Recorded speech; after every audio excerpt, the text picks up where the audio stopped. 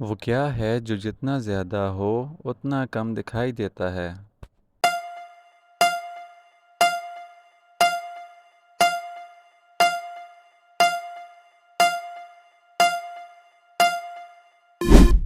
اندھیرا۔ وہ کیا ہے جو روشنی پھیلاتا ہے مگر خود جل جاتا ہے؟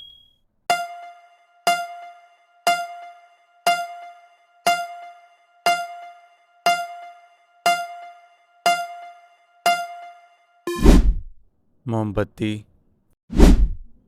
وہ کیا ہے جو شور مچا سکتا ہے مگر زبان نہیں؟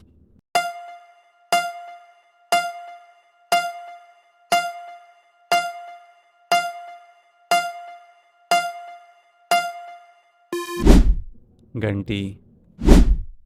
وہ کیا ہے جس کے دانت ہیں مگر کاٹ نہیں سکتا؟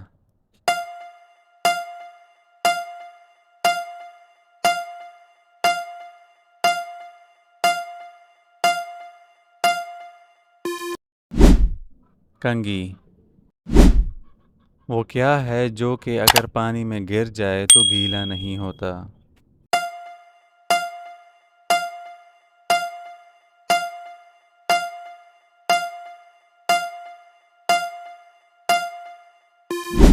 سایہ۔